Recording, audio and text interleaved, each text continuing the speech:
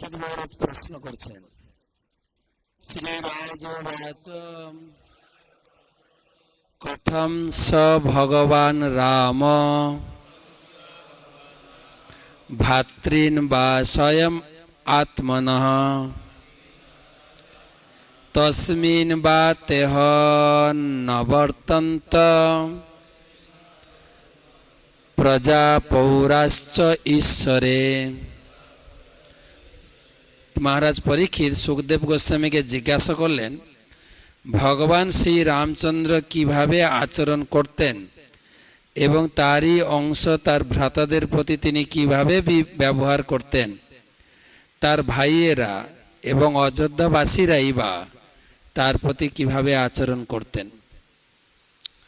তো সুখদেব গোস্বামী ভগবান রামচন্দ্র লীলা সমাপ্ত করে দিয়েছিলেন, কিন্তু পরীক্ষিত মহারাজ সমাপ্ত করতে চাইছেন না, আরেকটু তারপরে কি হলো। তো সুখদেব গোস্বামী উত্তর দিচ্ছেন, শ্রী বেদরায়ণীর উবাচ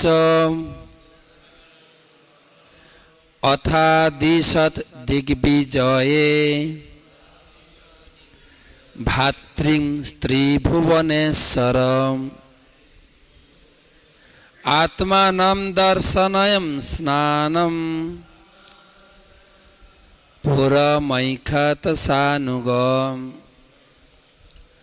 শ্রী সুখদেব গোস্বামী উত্তর দিয়েছিলেন, ভরতের ঐকান্তিক অনুরোধে সিংহাসন গ্রহণ করার পর ভগবান শ্রী রামচন্দ্র তার কনিষ্ঠ ভ্রাতাদের আদেশ দিয়েছিলেন সারা পৃথিবী জয় করতে, এবং তিনি স্বয়ং পুরবাসী ও প্রজাদের দর্শন দান করার জন্য এবং সহকারীদের সঙ্গে রাজকার্য পর্যবেক্ষণ করার জন্য সেখানে ছিলেন। প্রশ্ন ছিল, ভগবান রামচন্দ্র তিনি সিংহাসন গ্রহণ করার পরে ভাইদের সঙ্গে কেমন ব্যবহার করলেন। আর সুখদেব গোস্বামী উত্তর দিচ্ছেন যে ভগবান রামচন্দ্র সিংহাসন গ্রহণ করার পর ভাইদেরকে প্রথমে প্রচারে পাঠালেন। ঘরে বসে থাকলে হবে নাকি? যাও রাজ্য জয় করো। তো তাৎপর্য অনেক বড়। ভগবান তার ভক্ত এবং সহকারীদের ইন্দ্রিয় তৃপ্তি সাধনে প্রবৃত্ত হতে দেন না। ভগবান শ্রীরামচন্দ্রের কনিষ্ঠ ভ্রাতারা গৃহে ভগবানের সঙ্গ সুখ উপভোগ করছিলেন, কিন্তু ভগবান তাদের আদেশ দিয়েছিলেন পৃথিবী জয় করতে বাইরে যাওয়ার জন্য। পূর্বে প্রথা ছিল যে অন্য সমস্ত রাজাদের অবশ্যই সম্রাটের আধিপত্য স্বীকার করতে হয়। যদি কোনো ছোট রাজ্যের রাজা সম্রাটের আধিপত্য স্বীকার না করত তাহলে যুদ্ধ হতো এবং সেই ক্ষুদ্র রাষ্ট্রের রাজাকে সম্রাটের আধিপত্য স্বীকার করতে হতো। তা না হলে সম্রাটের পক্ষে সেই দেশ শাসন করা সম্ভব হতো না। ভগবান তার ভ্রাতাদের যুদ্ধ জয়ের জন্য বাইরে যাওয়ার আদেশ দিয়ে তাদের প্রতি কৃপা প্রদর্শন করেছিলেন। বৃন্দাবনে বসবাসকারী বহু ভক্ত কৃষ্ণ ভক্তি প্রচার করার জন্য বৃন্দাবন থেকে বাইরে না হওয়ার ব্রত গ্রহণ করেছে, কিন্তু ভগবান বলেছেন যে পৃথিবীর প্রতিটি নগরে এবং গ্রামে যেন কৃষ্ণ ভক্তির প্রচার হয়। সেটি চৈতন্য মহাপ্রভুর আদেশ, পৃথিবীতে আছে যত নগরাদি গ্রাম সর্বত্র প্রচার হইবে মোর নাম। তাই শুদ্ধ ভক্তের অবশ্য কর্তব্য ভগবানের আদেশ পালন করা এবং এক স্থানে বসে থেকে তার ইন্দ্রিয় তর্পণ করা উচিত নয়, এবং বৃন্দাবন ত্যাগ না করার দরুন নির্জন স্থানে ভজন করে তিনি একজন মহান ভক্ত হয়ে গেছেন, এই প্রকার চিন্তা করে অবশ্যই মিথ্যাভাবে গর্বিত হওয়া উচিত নয়। ভগবানের আদেশ পালন করা ভক্তের অবশ্য কর্তব্য। শ্রী চৈতন্য মহাপ্রভু বলেছেন, যারে দেখো তারে কহ কৃষ্ণ উপদেশ। তাই প্রতিটি ভক্তের কর্তব্য হচ্ছে যার সঙ্গে সাক্ষাৎ হয় তাকেই ভগবানের আদেশ পালন করার উপদেশ দিয়ে কৃষ্ণ ভক্তি প্রচার করা। ভগবান বলেছেন, সর্বধর্মাণ পরিত্যাজ্য মামেকং শরণং ব্রজ, সর্বধর্ম পরিত্যাগ করে কেবল আমার শরণাগত হও। এটি পরম সম্রাট ভগবানের নির্দেশ। এই আদেশ পালনে সকলেরই অনুপ্রাণিত হওয়া উচিত, কারণ সেটি হচ্ছে প্রকৃত দিগ্বিজয়। এই জীবন দর্শনের দ্বারা সকলকে অনুপ্রাণিত করাই সৈনিক বা ভক্তের কর্তব্য। যারা কনিষ্ঠ অধিকারী তারা অবশ্য প্রচার করে না, কিন্তু ভগবান তাদের প্রতিও কৃপা প্রদর্শন করেন, যা তিনি স্বয়ং অযোধ্যায় অবস্থানকালে জনসাধারণকে দর্শন দান করার মাধ্যমে। ভ্রান্তিবশত এমন মনে করা উচিত নয় যে ভগবান প্রজাদের বিশেষ কৃপা প্রদর্শন করার জন্য তার কনিষ্ঠ ভ্রাতাদের অযোধ্যা ত্যাগ করতে বলেছিলেন। ভগবান সকলের প্রতি কৃপাপরায়ণ এবং তিনি জানেন কিভাবে প্রতিটি ভক্তকে তার ক্ষমতা অনুসারে কৃপা করতে হয়। যে ব্যক্তি ভগবানের আদেশ পালন করেন তিনিই হচ্ছেন শুদ্ধ ভক্ত। এখানে প্রভুপাদের প্রাঞ্জল তাৎপর্য সমাপ্ত হয়েছে। শিল প্রভুপাদ কি জয়। তো এই ভগবান রামচন্দ্রের লীলা প্রসঙ্গে পরীক্ষিত মহারাজ তিনি শ্রবণ করছেন। ভগবান রামচন্দ্র জগতে এসেছিলেন, তিনি হচ্ছেন মর্যাদা পুরুষোত্তম, কৃষ্ণ হচ্ছেন লীলা পুরুষোত্তম, মহাপ্রভু হচ্ছেন প্রেম পুরুষোত্তম বা ঔদার্য পুরুষোত্তম। ভগবান রামচন্দ্র হচ্ছেন মর্যাদা থেকে আপনারা স্ট্রেট কাট দাঁড়ান। ভগবান রামচন্দ্রের ছবি আছে একদম সোজা, আর ভগবান কৃষ্ণ কিন্তু সোজা না, বাঁকা টেরা, তাই না? ভালো করে ভক্তরা বলে ত্রিভঙ্গ ললিত, ত্রিভং তিনটা বাঁক, কিন্তু কোথাও কোথাও আবার অনেক বাঁক আছে। আমাদের যারা একাচক্র নিত্যানন্দ প্রভুর আবির্ভাব স্থান ভ্রমণ করেছেন, ওখানে এক মন্দির আছে, কি মন্দির আছে না, বাঁকা রায়। কতটা যে বাঁক শরীরে, বাঁকা কে রায় মানে, রায় মানে সুন্দর, বাঁকার মধ্যেও তিনি সুন্দর। ভগবান অতটা সোজা নয়, কিন্তু একটু টেরা বাঁকা। হ্যাঁ, যিনি সোজা তার কাছে ভগবান সোজা, আর যিনি একটু কি বলে প্যাঁচালো ওরকে না, জিলাপির মতো প্যাঁচাল, ভগবান তার কাছে প্যাঁচের মতো বাঁকাটার করে থাকেন ভগবান।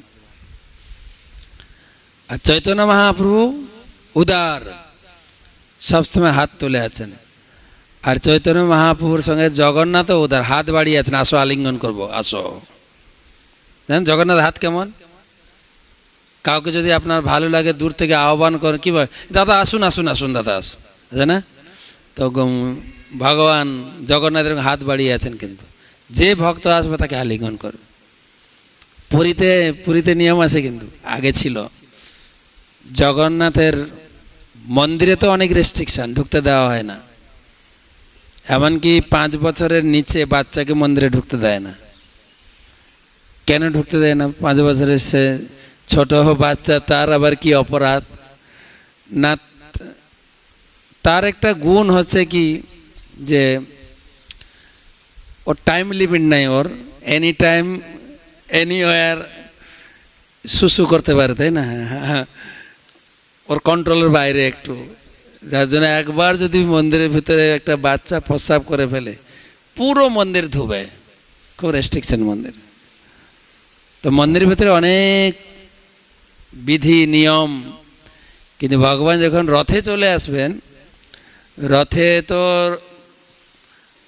প্রথম দিন রথ হবে, প্রথম দিন রথ থেকে ভগবান নামেন না। আমাদের যখন রথ থেকে নামিয়ে নিয়ে গুন্ডিচা মন্দিরে নিয়ে ওখানে করেন না। ওই দিন ঠিক বিকাল বা সন্ধ্যার দিকে লেগে যায়। বেশি রাস্তা না তো, মাত্র 2.5 কিলোমিটার রাস্তা মন্দির থেকে গুন্ডিচা মন্দির, একটাই রাস্তা, সোজা রাস্তা, যেটাকে বলে বড় দাণ্ড মানে রাস্তা, বিশাল রাস্তা।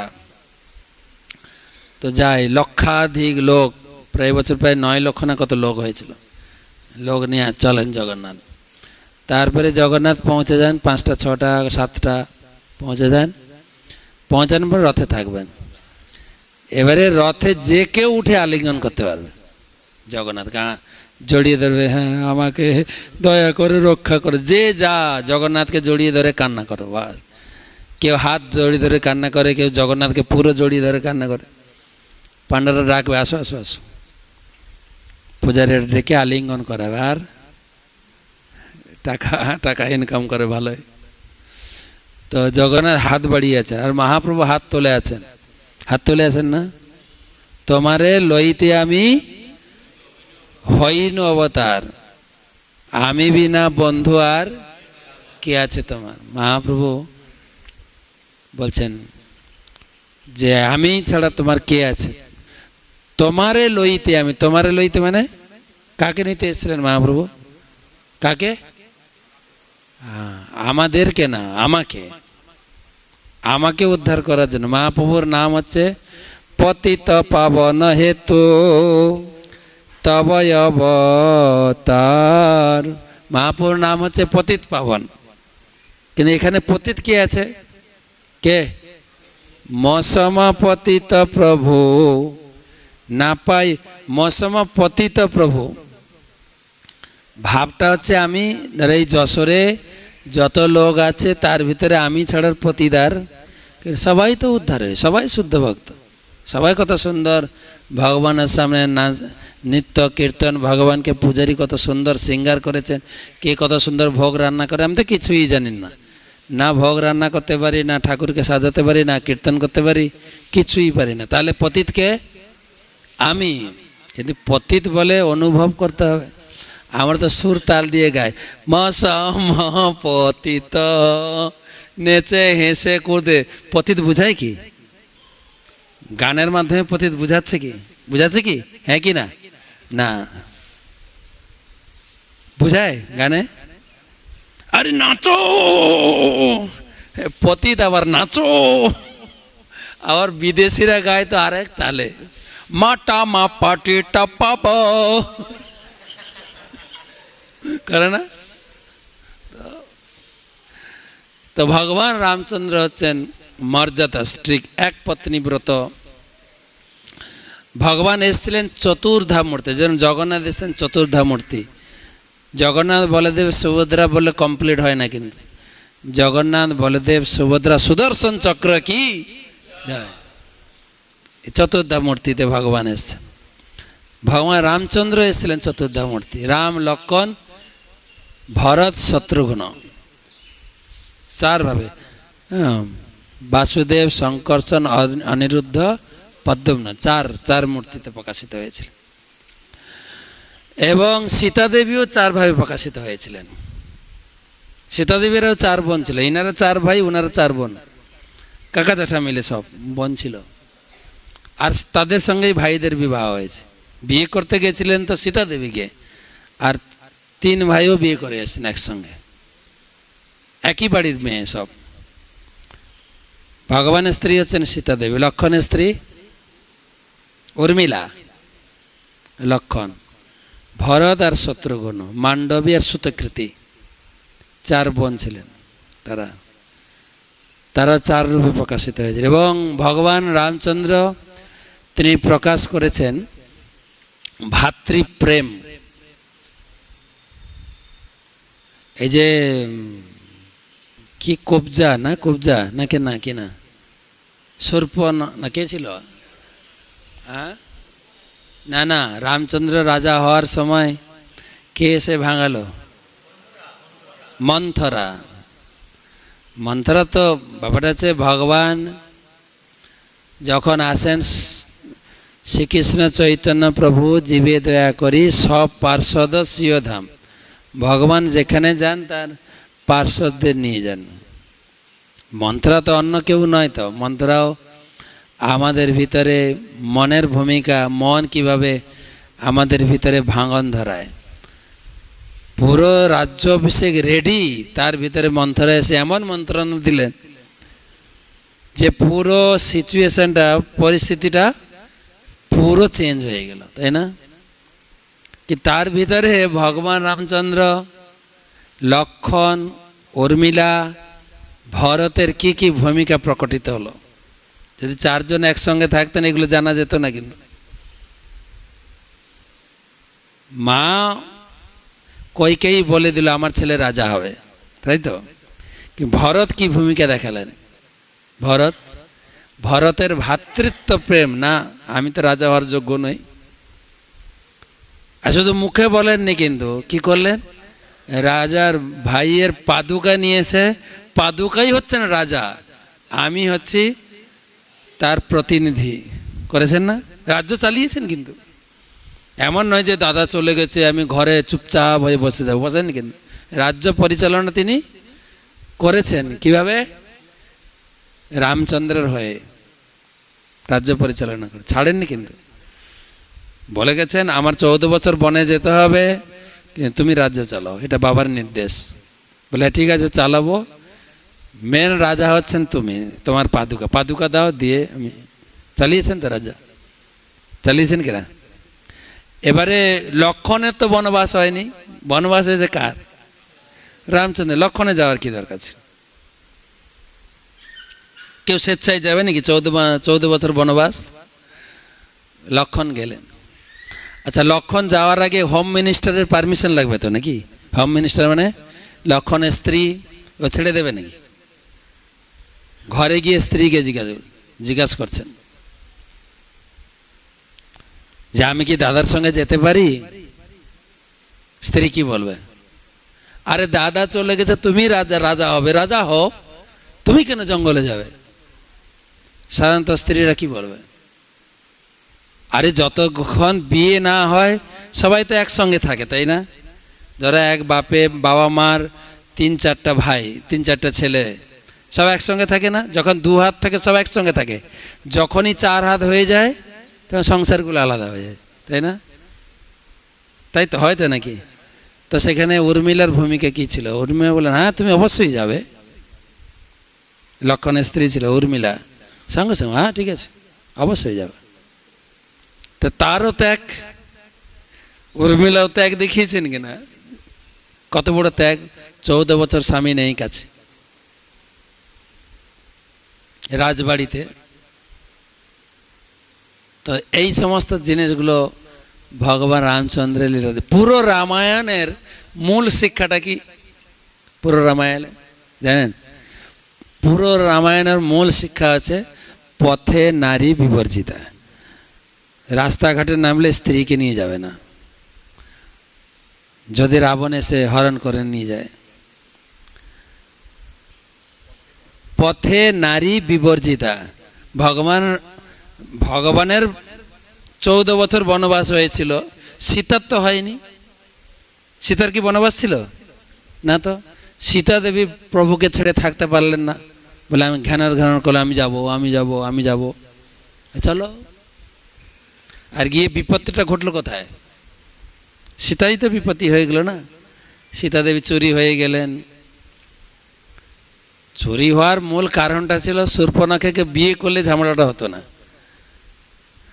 শূর্পণখা ভগবান রামচন্দ্র দুর্বাদলশ্যাম রাম, ভগবানের এই যে সুন্দর মূর্তি, হনুমান বলছেন শ্রীনাথে জানকীনাথে চাবেদ পরমাত্মনি। শ্রীনাথ মানে নারায়ণ, শ্রী মানে লক্ষ্মী। নারায়ণ আর রামচন্দ্রের মধ্যে কোনো ভেদ নাই। শ্রীনাথে জানকীনাথে চভেদ পরমাত্মনি, দুজনের মধ্যে কোনো ভেদ নাই। তথাপি মম সর্বস্ব রাম লোচন কমল। তথাপি কি জানি নারায়ণের থেকে ভগবান রামের প্রতি আমি যেন বেশি আকৃষ্ট। ভগবান রামচন্দ্র অত্যন্ত সুন্দর ছিলেন, দুর্বাদলশ্যাম রাম বলে। ভগবান রামচন্দ্রকেই দেখে দণ্ডকারণের, আরে ঋষি মুনিরা একদম শুষ্ক কাঠ, ঋষি মুনিরা কেমন হয় দেখতে? একদম ধ্যান ট্যান করে তপস্যা করে একদম শুষ্ক কাঠ হয়েছে, তারাও ভগবান রামচন্দ্রকে দেখে বলছে আই লাভ ইউ, আমি বিয়ে করতে চাই। আরে পুরুষ লোককে বিয়ে করতে চাই। মানে রামচন্দ্র ভগবান কত সুন্দর ছিলেন, আর তাদের মনোবাসনা পূর্ণ করেছেন ভগবান কৃষ্ণলীলায়। আর সেই ভগবানকে শূর্পণখা দেখে আকৃষ্ট হয়ে গেলেন। না, এত সুন্দর পুরুষ তো আমি দেখি নাই, বিয়ে করব। এসে অফার দিলেন, আমি বিয়ে করতে চাই। ভগবান বললেন আমাকে কেন বিয়ে করতে, কারণ ভগবানের মর্যাদা পুরুষোত্তম, এক পত্নী ব্রত মর্যাদা, দ্বিতীয় পত্নী গ্রহণ করবেন না। ভগবান হেসে হেসে বললেন দেখো আমার তো বউ আছে সঙ্গে, আমার ভাইটা এখন বউ ছিল ঘরে রেখে দিয়ে চলে আসে, তুমি অফার দিতে পারো ভাইকে। তখন গিয়ে ভাইকে অফার দিয়েছে লক্ষণকে। তো লক্ষণ বলছেন দেখো ভাই, আমি হচ্ছে প্রভুর দাস, তুমি যদি প্রভুকে বিয়ে করো তাহলে রাজমহিষী হতে পারবে, আমাকে বিয়ে করে মানে তোমাকে দাসী হতে হবে। আমি তোমাকে অফার দিচ্ছি, দেখো কোনটা করবে। আমাকে বিয়ে করলে দাসী হবে, আর যদি প্রভুকে বিয়ে করো তুমি মহিষী হবে। মেয়েরা কোনটা চাইবে, এমনভাবে অফারটা দিয়েছে। তো মেয়েরা কোনটা চাইবে, কারো দাসী হতে চাইবে নাকি? তা আবার গেছে, তো ভগবান বলছে আবার তুমি কেন আমার কাছে আসো, দেখো তো আমার সঙ্গে স্ত্রী আছে। আর তখন রাগ হয়ে গেল সে স্ত্রীর প্রতি, এই মেয়েটার জন্য আমাকে বিয়ে এখানে ঠেলাঠেলি করছে, ওর কাছে ছুঁড়ে ও আমার কাছে ছুঁড়ে। হ্যাঁ, এই মেয়েটাকে সর্বনাশ করতে হবে। আর মেয়েটাকে আক্রমণ করবে, সীতাকে আক্রমণ করতে গেছে তখন। আর শূর্পণখা সুন্দরী রূপ ধারণ করে এসেছিল, লক্ষণ দিয়েছে নাকটা কেটে। আর সেখান থেকে এই নাক ঢাকা শুরু হয়েছে।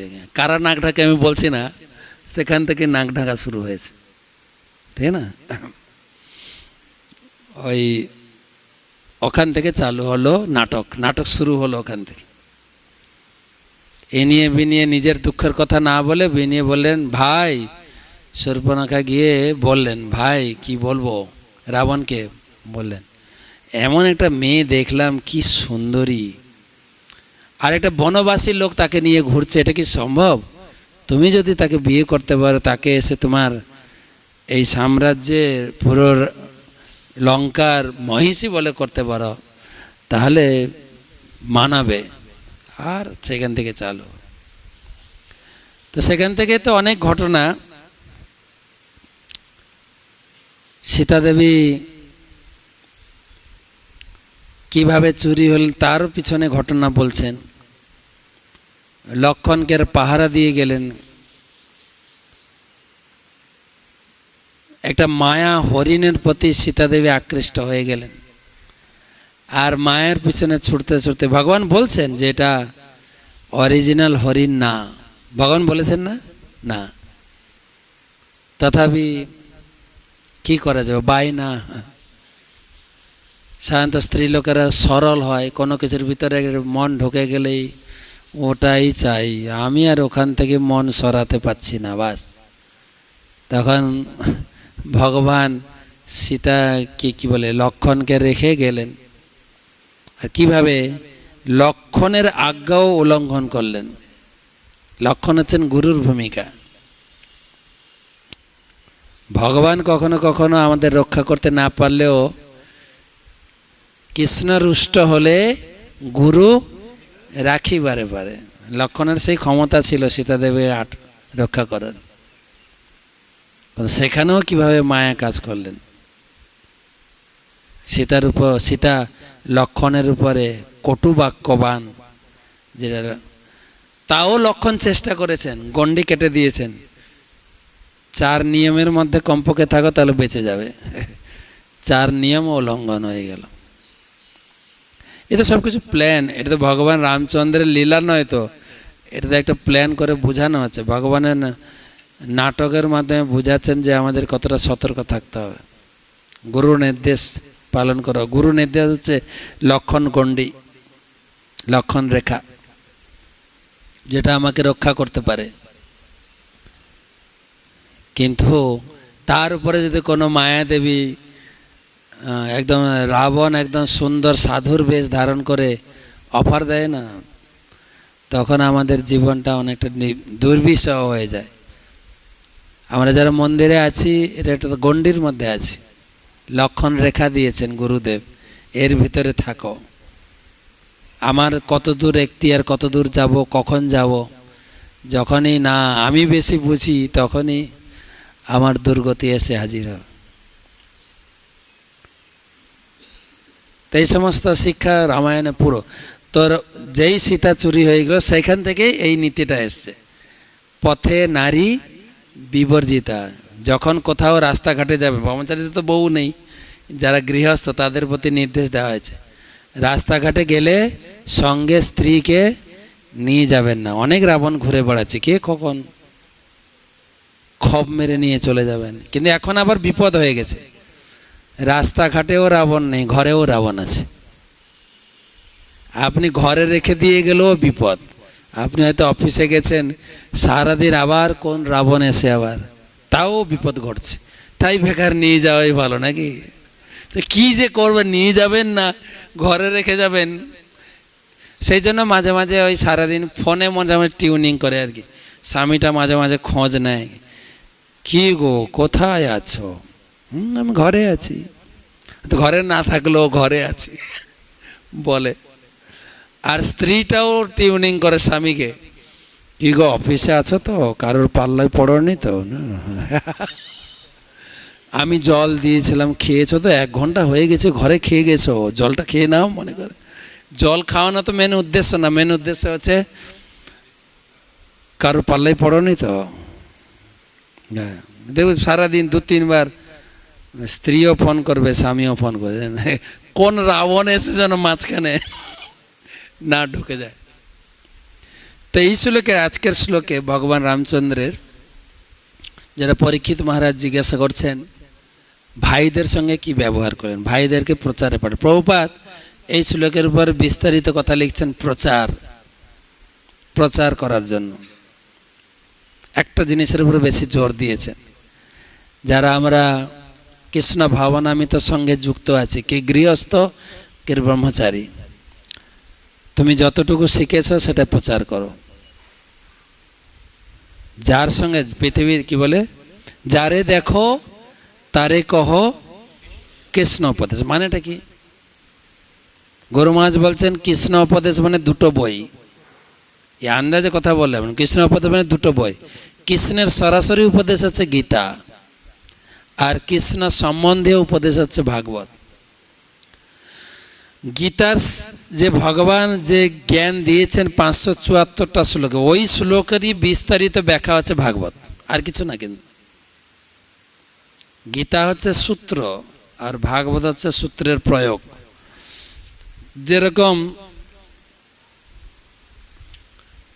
অন্তকালে চ মামেব স্মরণ মুক্তা কলেবরম, বা জম জম বাপি স্মরণ ভাবম, তারপর কি জানো, তেজতন্তে কলেবরম। যে ভাব স্মরণ করে মৃত্যুবরণ করে, সেই রূপ সে লাভ করে। তার প্রমাণ ভাগবত में, প্রমাণ ভরত মহারাজ। আবার নেহাভিক্রমণাস্তি প্রত্যবায় ন বিদ্যতে স্বল্পমপস্য ধর্মস্য ত্রায়তে মহত ভয়াৎ। কে যদি কিঞ্চিত মাত্র ভক্তি করে, তার ভক্তি আমি নষ্ট করি না, তার প্রতিদান দিই। তার প্রমাণ ভরত মহারাজের কাছে প্রমাণ। গজেন্দ্র তো আছে, ভরত মহারাজের কাছে দেখুন, তিনি যে ভক্তি করেছেন, তিনি পরের জীবনে হরিণ হলেও জাতিস্বর ছিলেন, সাধারণ হরিণ ছিলেন না। কিন্তু ভক্তি নষ্ট হয় না। গজেন্দ্রের ক্ষেত্রে, অজামিলের ক্ষেত্রে পুরো গীতার যা যা নীতিগুলো ভাগবতে প্রয়োগ। তাই আমরা লোকের কাছে প্রচার করব, যে যতটুকু শিখেছি। গুরু মহারাজ বলছেন, তুমি কতটা ভক্তি জীবনে সুখে আছো সেটা বড় কথা নয়, মেক আদার্স হ্যাপি, অন্যজনকেও তুমি সুখী করো। যে আমি হরিনাম করছি, ভালো লাগছে, প্রসাদ খাচ্ছি, আমিও ভাবতাম নিরামিষ খেয়ে থাকবো কি করে, ভালোই তো আছে। মাতাজি তুমিও করো। আমরা লোকের কাছে, আত্মীয় স্বজনের কাছে, পাড়া পড়োশির কাছে বলতে হবে।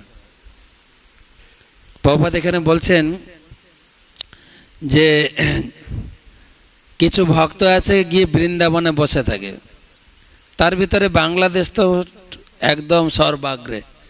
আপনি বৃন্দাবনে যাবেন, সব বাংলাদেশি লোক। বাংলাদেশি লোক এক বাবাজি না হলে মাতাজি, বাবাজি মাতা বুঝলেন, একদম কাঁচা খুলে বাবাজি হয়ে যাবে, নাহলে একদম বিয়ে করে গৃহস্থ, মাঝখানে থাকতে চায় না।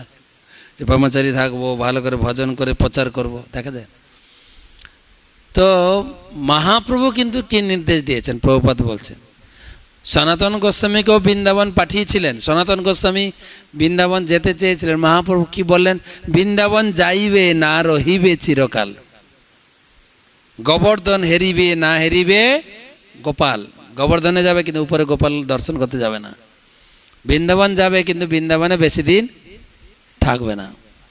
যেরকম ধনী লোকের কাছে ধনটা লোভ, কামী লোকের কাছে কামী হচ্ছে লোভ, ভক্তের কাছে বৃন্দাবনটা লোভ হতে পারে, কিন্তু বিপদ আছে। বহু ভক্ত তিনি গুরু ত্যাগ করে ওখানে গেলে একদম ভাইরাসের মতো কিছু কিছু সহজিয়া এবং বাবাজি লোক আছে। প্রথম বলবেন তুমি ইস্কনে না 16 মালা জপ করো, ভক্তিবিনোদ ঠাকুর, ভক্তি সিদ্ধান্ত সরস্বতী ঠাকুর কি বলেছেন, লক্ষ নাম জপ না করলে মহাপ্রভু তারাতে সেবা গ্রহণ করে না। তুমি কৃষ্ণ পাবে? লক্ষ নাম জপ করো, লক্ষ নাম জপ করো। আর তোমার কি নাম? না গোবিন্দ দাস। গোবিন্দ দাস তুমি মঞ্জরি, তুমি রাধারানীর একদম অনঙ্গ মঞ্জরি। তুমি তো কৃষ্ণলীলায় ময়ূর, একটু উড়ো না দেখি, উঠতে উঠতে হাড় গোড় ভেঙে পড়বে। স্বরূপ বলে দেবে, স্বরূপ। তো সেই জন্য সাবধান করেছেন মহাপ্রভুর আমলে। এখন পরে তো মহাপ্রভু বলেছেন বৃন্দাবন যাইবে না রহিবে চিরকাল, চৈতন্য চরিতামৃতের ভাষা, না রহিবে চিরকাল। বৃন্দাবন যাবেন, ভক্ত সঙ্গে যাবেন, পরিক্রমা করলেন কি দর্শন করলেন, আশীর্বাদ নিয়ে ব্যাক টু প্যাভিলিয়ন, যেখানে আপনি ভক্ত হয়েছেন ওখানে আসুন, ওই এলাকায় মানুষকে প্রচার করুন। মহাপ্রভু পার্শ্বদগণ তাই করেছেন, নরোত্তম দাস ঠাকুর করেছেন, শ্যামানন্দ প্রভু করেছেন, শ্রীনিবাস আচার্য প্রভু করেছেন না। নরোত্তম দাস ঠাকুর বৃন্দাবনে গেলেন, গিয়ে পুরো ভক্তিশাস্ত্রী ভক্তি বৈভব কমপ্লিট করে তারপরে গুরুদেব বলেন পড়া কমপ্লিট না, পরীক্ষা হয়ে গেছে না, হাঁটো এখান থেকে, সংকীর্তন বাস রেডি করে যাও প্রচারে, বলেছেন না? জীবগোস্বামী করিয়েছেন কি না, নাকি রেখে দিয়েছেন? বলেন না, যাও এইসব বই নিয়ে এবারে প্রচার, চলো প্রচার করো। বাংলায় পাঠিয়েছেন প্রচারে। বাংলার প্রতি সবার একটা সুনজর ছিল, বাংলায় যাও প্রচার করো, তাই না? বাংলায় প্রচার করেছে। তো তাই আচার প্রচার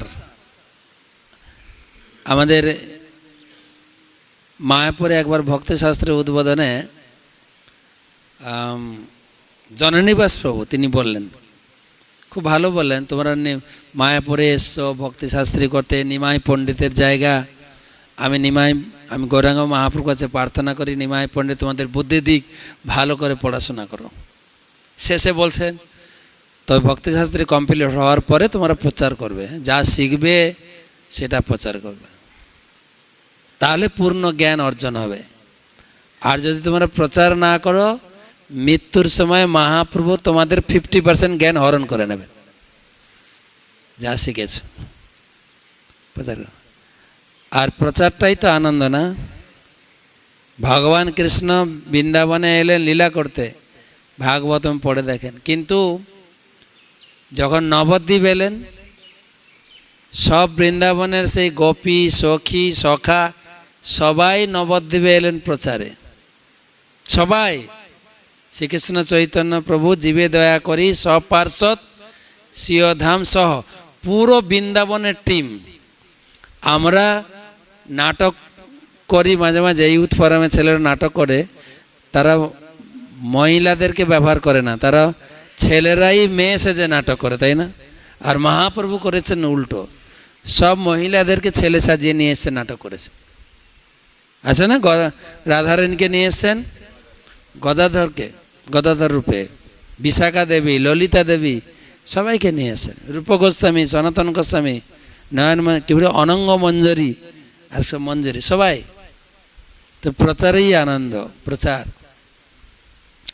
বিভিন্ন প্রকার প্রচার রয়েছে আমাদের, প্রচার পরিকাঠামো এখন অনেক প্রচার, নামঠ প্রচার, ভক্তিভিক্ষ প্রচার, জাগ্রত ছাত্র সমাজ, ঘুমন্ত নেই না, জাগ্রত ছাত্র সমাজ, ইউথ, কি ভাই ইউথরা সোজাসুজি বলে না, আমার ইউথ হ্যাঁ বলে না, এরকম পাঞ্জা লড়াইয়ের মতো দেখা, ইউথ তাই না, আছে না ইউথ, কত কি প্রচার আছে।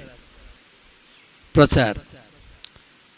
তো এই সমস্ত প্রচারে যে কোনো একটা প্রচারে আমি যুক্ত থাকতে পারি, প্রচারে এই আনন্দ। আর শ্রবণের পরে হচ্ছে নববিধা ভক্তির দ্বিতীয় স্টেপ হচ্ছে শ্রবণের পরে কীর্তন। কীর্তন মানে হচ্ছে প্রচার। তুমি যা শিখেছো সেটাই লোকের কাছে রিপিট করো, পুনরাবৃত্তি করো, এটাই প্রচার।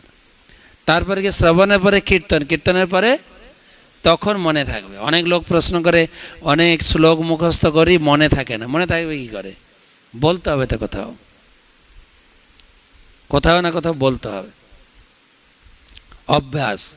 আমরা ভক্তি বৈভব কোর্সে বলছিলাম যে আপনারা পড়াশোনা করতে এসছেন, যারা পড়াশোনা করতে এসছে তারা 40% লাভ পাবে, আর যে পড়াবে 60% লাভ পাবে পড়তে গেলে।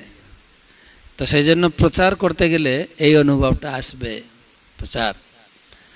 প্রচার করতে গেলে, আর এখানে একটা কথা বলছেন যে ভগবানের সঙ্গে থেকে ইন্দ্র তৃপ্তি না করে, চৈতন্য মহাপ্রভু যখন পুরীতে ছিলেন, এই নদিয়া নবদ্বীপ থেকে প্রতি বছর রথযাত্রাকে কেন্দ্র করে সব ভক্তরা পুরীতে যেতেন, মহাপ্রভুর সঙ্গে রথযাত্রা করতেন, 4 মাস চাতুর্মাস ব্রত করতেন, তারপরে আসতেন। একদিন মহাপ্রভু বলছেন নিত্যানন্দ প্রভুকে, দেখো নিতাই, প্রতি বছর নীলাচলে তুমি না আসিবা, গৌড়ে রহি আমার বাণী প্রচার করিবা।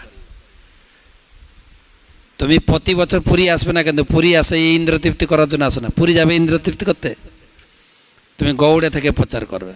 এক ভক্তকে পাঠিয়েছেন, যাও প্রচার করো। নিত্যানন্দ প্রভু অনেক কষ্টে, মহাপ্রভুর সঙ্গ ছেড়ে কেউ আসতে চায়, কষ্ট করে এসে রাঘব পণ্ডিতের বাড়িতে 3 মাস ছিলেন। তারপরে ওই এলাকায় প্রচার শুরু করলেন। তারপরে রঘুনাথ দাসকে উদ্ধার করলেন। আছে না, সব পরপর লীলা আছে। প্রভুপাদ লিখেছেন একজন প্রচারকের কি মনোভাব হওয়া উচিত। কি মনোভাব হওয়া উচিত? আমি হচ্ছি পূর্বর্তন আচার্যবর্গের হাতের খেলনা। সেই মনোভাব থাকলে প্রচার করতে পারবে। ভক্ত রসমচন্দ্রের মুখবন্ধতে লিখেছেন পূর্বর্তন আচার্যবর্গদের হাতের ক্রীড়নক মাত্র, ভাষাটা এরকম আছে, ক্রীড়নক মাত্র। সেই মনোভাব থাকলে প্রচার করবে। প্রচার তো করে গেছেন আচার্যবর্গরা। শিল ভক্তিবিনোদ ঠাকুর, তিনি লক্ষ নাম জপ করে বিশ্বকে শুদ্ধ করেছেন। শিল ভক্তি সিদ্ধান্ত সরস্বতী ঠাকুর, তিনি প্রচার করেছেন। কি প্রচার করেছেন? আমাদের ছিল জননীবাস বাবু প্রায় বলেন, শিল ভক্তি সিদ্ধান্ত সরস্বতী ঠাকুর ডিড গ্রেট তপস্যা। হি ডিড হরিনাম সংকীর্তন অ্যান্ড পিউরিফাইড হোল ওয়ার্ল্ড। তিনি 100 কোটি নাম জপের সংকল্প করেছিলেন না?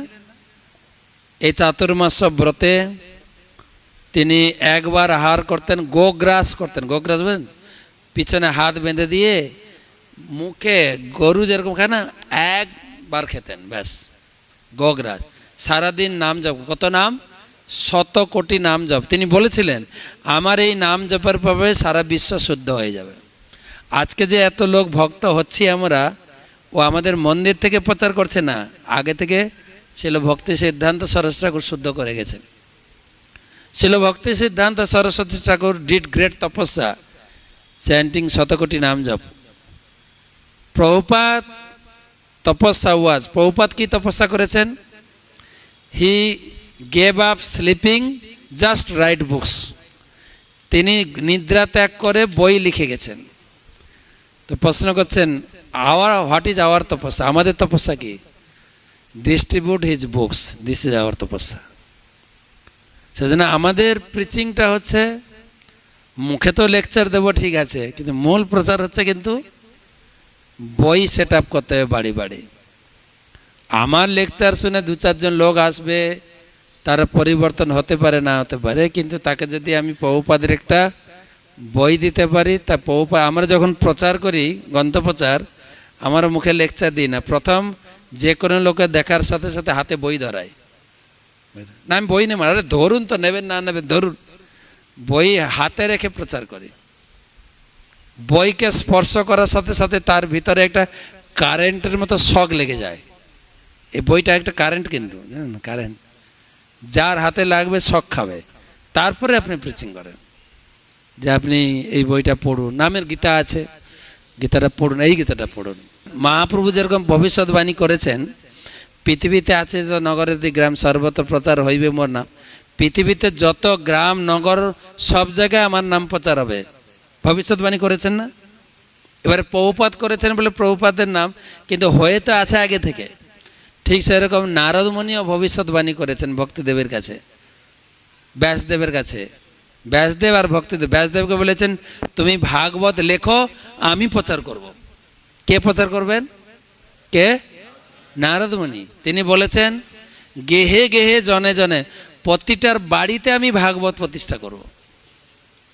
এবারে যদি আপনি করেন আপনার নাম হবে, কিন্তু হয়ে তো আছে আগে থেকে হয়ে আছে। কিন্তু তদ্বাগ বিসর্গ জনতাঘ বিপ্লব যস্মিন প্রতি শ্লোকম আবদ্ধ বক্তব্য, সারা বিশ্বে ভাগবতমের একটা আন্দোলন শুরু হবে। হয়েছে কিনা বলুন? আন্দোলন শুরু হবে। আর সত্যিকার যারা ভাগবত প্রচার করে তারা বুঝতে পারে। আমরা একটা ঘটনা বলে আমি শেষ করবো। 96-এ এই আন্দোলন শুরু হয়েছে ভাগবত প্রচার, 96 থেকে। আমরা ম্যারাথনের সময় প্রচারে গেছি, আমি ছিলাম, লক্ষ্মী গোবিন্দ বউ ছিল। সারাদিন প্রচার হয়নি কিছু। তো একটা লোক ছুটে ছুটে এসে বলছেন আপনারা কোথা থেকে এসেছেন? বলছি ইস্কন থেকে এসেছি। আপনার কাছে শিল প্রভুপাদের গীতা আছে? তারা তো শ্রীল বলে না, কি বলে? শিল প্রভুপাদের গীতা আছে। আমি হ্যাঁ আছে।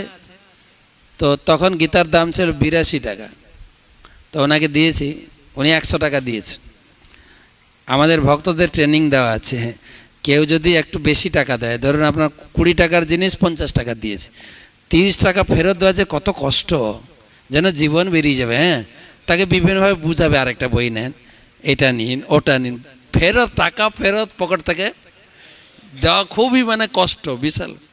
তোকে বলছে আপনি 100 টাকা দিয়েছেন তো খুব ভালো, আপনি এই প্রভুপাদের শিল প্রভুপাদের গীতা কোথা থেকে জানলেন? বলছে আমি 2 বছর আগে মার্কেটের অমুক জায়গায়, জিপিও আমাদের হেড অফ পোস্ট অফিস, ওখানে গাড়ি লাগে, ওখানে গীতাটা আমি একটা পৃষ্ঠা পড়েছিলাম, আমাকে সাধু হাতে ধরালো, আমি পড়লাম, এত ভালো লেগেছিল, কিন্তু আমার টাকা ছিল না। 2 বছর ধরে আমি ঘুরেছি তন্ন তন্ন করে, বইটা পাইনি। কি ভাগ্য আজকে পেলাম। তখন জিজ্ঞেস করছেন, এবার স্টার্টিং প্রিচিং, এটা প্রিচিং হয়নি কিন্তু, বই তো ও নিয়েছে, এটা প্রচার হয়নি কিন্তু, ও তো এসে বইটা চেয়ে নিয়েছে, প্রিচিং চালু হচ্ছে। এবারে আপনি কি করেন? বলছে আমি মাস্টার। ও তা ভালো ভালো। মাস্টারদের জন্য একটা গ্রন্থ আছে, বলবো? শিল প্রভুপাদ, এটা সুন্দর, পুরো সৃষ্টি তত্ত্ব, ভগবানের অবতার লীলা, রামলীলা, নরসিংহলীলা, বামন লীলা, কৃষ্ণলীলা, সুন্দর একদম পুরো জ্ঞান কোষ প্যাকেজ। কেবল আমরা মাস্টারমশাইদের দিই, আর কাউকে দিই না কিন্তু, জানেন? তা আপনাকে দেবো ভাবছি, একদম প্যাকেজ। বলছে আমার কাছে টাকা নেই। তো আমি যে টাকার কথা তো আপনাকে বলে নেই, বইটা নিয়ে যাবেন, আপনাকে দেব। তো আপনি আপনার সময় মতো টাকা অল্প অল্প করে দেবেন। তো অনেক বুঝিয়ে সুঝিয়ে ওনাকে দেওয়া হয়েছে ভাগবত, নিয়ে গেছে আনন্দ, নতুন ব্যাগ কিনে নিয়ে এসছে। হ্যাঁ, তখন 2খানা বক্স ছিল, 3খানা বক্স হয়নি, 2খানা বক্স ভরে নিয়ে ঘরে গেছে। ঘরে একটা ছেলে আছে আর স্ত্রী আছে। বিকালবেলা ঘরে ঢুকেছে, স্ত্রী ঝাড়ু দিচ্ছে, তো ঢুকছে, ও মনে করে স্ত্রী মনে হচ্ছে ব্যাগে কিছু অনেক বাজারপত্র বা কিছু ভালো জিনিস। ব্যাগে কি? বলছে এগুলো বই। বই? কি বই? বলছে ভাগবতম। সেটা কি জিনিস? আরে ওই গীতা ভাগবতম বুঝো না? গীতা এতগুলো? হ্যাঁ, এই পুরো জ্ঞান, পুরো একদম জ্ঞান ভান্ডার। তো কত ভান্ডার দিয়েছো তুমি? না টাকা দিয়ে নে, এখন পরে দেব। কত টাকা? তখন ছিল মাত্র 1870 টাকা, বেশি না, 1870 টাকা। বলেছে 1870 টাকা। হ্যাঁ, মোটা হ্যাঁ হয়ে যায় না? হ্যাঁ। বাচ্চার বই কেনার পয়সা নেই, সেই চালু হলো ঝগড়া। ঝগড়া তো ঝগড়া তো ঝগড়া, বই আর ঘরে ঢুকলো না। এমন ঝগড়া শুরু হলো, বেচারা মাস্টারমশাই এক্ষুনি বই ফেরত দাও। মাস্টারমশাইয়ের একটা বিবেক আছে না, বই ফেরত দেবে কি করে? বিবেক আছে, বই নিয়ে আর ঘরে ঢুকলো না, ঢুকতে দিল না। তখন বই নেবে কি, বইটা রেখে দিয়ে ও যাচ্ছে, বই ফেরত দেবো কী করে? আমি একটা লোককে ম্যানেজ করি, কাউকে একটা বইটা দিয়ে দেবো। ঘর থেকে বেরিয়ে গেলেন বই রেখে দিয়ে, বেরিয়ে গেলেন তো গেলেন, গিয়ে ওনার কলিগ মাস্টার একটা দিদিমণির বাড়িতে রাত্রে ঢুকেছে। দিদিমণিকে বুঝাচ্ছে আজকে রাত্রে তোমার বাড়িতে থাকবো। বলছে কেন, বাড়িতে ঝগড়া হয়েছে নাকি? স্বাভাবিক প্রশ্ন আসে না, এখানে কেন থাকবে? বলছে হ্যাঁ, ঝগড়া কিছু না, শুধু আমি ইস্কনের সাধুরা এসেছিল, বই কিনেছি, কি সুন্দর বই, আমার একটা জীবনের শখ হলো, এখন তো পড়তে পারবো না, রিটায়ার হলে পড়বো। অপূর্ব গ্রন্থ, তাকে দেখিয়েছে তো ভাগবতমে প্রথম স্কন্ধটা পড়ানো হয়েছে, দেখিয়েছে। সত্যি এরকম যে ধর্মের গ্রন্থ হয় আমার জীবনে প্রথম। তো দিদিমণি একটা কথা বলি, আমার স্ত্রী তো বইগুলো ঘরে রাখবে না, তাই আমি ভাবছি তোমার বাড়িতে রাখবো, তুমি 50% টাকা দেবে, আমি 50% টাকা দেবো। ঠিক আছে, কোনো অসুবিধা নেই। তো রাত্রে ম্যানেজ করেছে দিদিমণিকে, ঠিক আছে। সকালবেলা গিয়ে আবার স্কুলে গেছে, ওখান থেকেই স্কুলে গেছে, ঘরে আসেনি। স্কুলে গিয়ে মানে রেডি হয়েছে যে বই আমার বিক্রি হয়ে গেছে। তো ঘরে এসে এইদিকে কি হয়েছে, সারা রাত মা ছেলে বইগুলো সব উল্টেছে, উল্টে উল্টে দেখেছি কি, মা দেখো দেখো কত সুন্দর ছবি। ছেলেটা না ছবি দেখে আকৃষ্ট হয়ে গেছে, আর মাও আকৃষ্ট হয়ে গেছে। এত সুন্দর ছবি কোথাও পাবেন না, কিন্তু এত সুন্দর, সব বই খুলে খুলে দেখেছে ছবি সারা রাত। মা বইগুলো রাখো না, মা রাখো বাড়িতে, মাঝে মাঝে ছবিগুলো দেখবো। মাও কনভিন্স হয়ে গেছে। তো মাস্টার এসে বলছে বইগুলো দাও, আমি সাধুদের ফেরত দিয়ে দেবো বইটা। বলছে না দিদিমণিকে দেবো, সাধুদের ফেরত দিয়ে দেবো। বলছে কোন বই? বলছে যে কালকে রেখে গেল, ওই বই কিন্তু ঘরে থাকবে। হ্যাঁ, রাত্রি চেঞ্জ হয়ে গেছে, কেবল প্রভুপাদের বই স্পর্শ করে। মাস্টার তো অবাক, বই ঘরে থাকবে মানে? তখন ছেলে এসে বাবাকে জড়িয়েছে, বাবা বইগুলো কি সুন্দর জানো, কি সুন্দর সুন্দর ঠাকুর আছে বইতে, কি সুন্দর সুন্দর ঠাকুর আছে, বইগুলো রাখি। মাস্টার তো আনন্দে আট্টহারা, এখন কথা দিয়েছে দিদিমণির বাড়িতে বই দেবে। তো রাত্রে থেকেছে, বই থাকলো। সকালবেলা আবার স্কুলে গেছে, স্কুলে গিয়ে বলছেন ম্যাডাম সরি, আমি তো ভাবছিলাম বইগুলো আপনার বাড়িতে রাখবো, কিন্তু আমার স্ত্রী বই দিতে চাইছে না, বইগুলো বাড়িতে রাখ। কেন, আমি যে বই নেবো বলে, তাহলে আমাকে আর এক সেট এনে দেন, আর এক সেট। এইভাবে ভাগবতম স্বয়ং প্রচারিত হয়। মনে হতে পারে যারা ভাগবত প্রচার করে তারা মনে করতে পারে এই ভাগবতম 12,000, কত টাকা দাম, 12,000 টাকা দাম। 12,000 টাকা কিছুই না লোকের কাছে। যেভাবে ভাগবতম নিজে নিজে বাড়িতে যাচ্ছেন, নিজে শুধু খালি লোক খুঁজে খুঁজে জোগাড় করো, ভাগবতম নিজে প্রচার। তো প্রভু এই প্রচারের এত আনন্দ, হরিনাম সংকীর্তন, নামহট্ট প্রচার, ভক্তিবৃক্ষ প্রচার, গ্রন্থ প্রচার, এই প্রচার করার জন্য বৃন্দাবনের ভাব ছেড়ে সব এসছেন নবদ্বীপে। রাধারানী এসছেন, ললিতা এসছেন, বিশাখা এসছেন, সব প্রচার করতেন। তো সেই জন্য মহাপ্রভু এই ভাব দিয়ে গেছেন আমাদের, যে আমরা ভক্তি জীবন অনুশীলন করব আর প্রচার করব। প্রচারের তিনি সবাইকে দিয়েছেন, এমন বলেননি যে যারা খুব গ্রন্থ বা শাস্ত্র গ্রন্থ, যারা ভালো জ্ঞান গ্রহণ করেছেন তারা প্রচার করবে, এটা বলেননি তো। সবাইকে লাগিয়েছেন কাজে, সবাইকে, যারে দেখো সবাই প্রচার হোক। আর আমাদের ইস্কন থেকে গুরু বানাক না বানাক, মহাপ্রভু কিন্তু আমাদের গুরু করে দিয়েছেন না। আমার আজ্ঞায় গুরু হইয়া তারই দেশ, আমরা সবাই গুরু বলে না।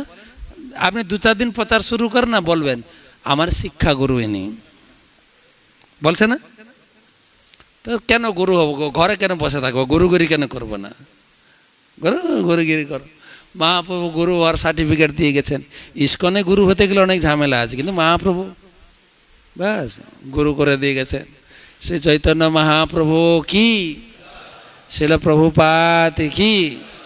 আরেকটা কথা আছে, প্রচারটা কত সোজা দিয়ে, যে আগেকার দিনের কেবলমাত্র ব্রাহ্মণরা ভক্তি করতে পারত, ক্ষত্রিয়রা করতে পারে, বৈশ্য শূদ্র তো না, স্ত্রী লোক তো নাই। এখন কলিযুগে সবাই প্রচার করতে পারবে, সবাই ভক্তি করতে পারবে, সবার জন্য সুযোগ। আমরা সবাইকে যে কোনো লোকের কাছে গিয়ে বলতে পারি, প্রচার করতে পারি। কোনো বেছে বেছে করতে পারে, আপনি কি ব্রাহ্মণ, আপনাকে কৃষ্ণ কথা বলবো, এরকম না তো। যারে দেখো আবার একটা, এটা যদি না বিশ্বাস করেন আরও খোলাখুলি বলেছেন, পাত্রা পাত্রা বিচার নাহি, নাহি স্থানাস্থান, যে যাহা পারে তাহা করে দান। যেখানে খুশি আপনি বলুন না, যারে দেখো তারে কহ। যার সঙ্গে দেখা হবে কি বলবেন? যার সঙ্গে দেখা হবে আপনি কি বলবেন? কৃষ্ণ উপদেশ মানে কি বলবেন আপনি? গীতা আছে, যার সঙ্গে দেখা হবে গীতা আছে। গীতা পড়েছেন আজকে?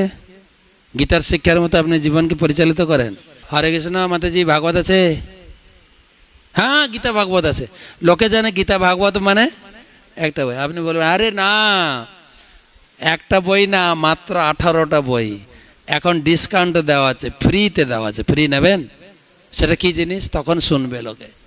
18টা। যার সঙ্গে দেখা হবে কি বলবো? ফোন ধরলেই কি হয়, হ্যালো আপনি কি ভাগবত নেবেন? আরে না, আপনার সঙ্গে অন্য কথা বলতে চাইছি। আগে বলুন না আপনার বাড়িতে ভাগবত আছে কিনা, তারপর অন্য কথা বলবো। যার সঙ্গে দেখা হবে কি বলবো? জোরে, দম নাই তো। যার সঙ্গে দেখা হবে হরে কৃষ্ণ প্রভু ভাগবত আছে? হরে কৃষ্ণ না বললে হবে, মাতাজি ভাগবত। ভাগবত মানে আরে যশোর মন্দির ভাগবত ফ্রিতে দিচ্ছে, নেবেন না? যার সঙ্গে দেখা হবে ভাগবত ভাগবত ভাগবত। গ্রন্থরাজ শ্রীমদ্ ভাগবতম কি, জগৎগুরু শিল প্রভুপাদ কি, সমবেত ভক্তবৃন্দ কি, গৌর প্রেমানন্দে।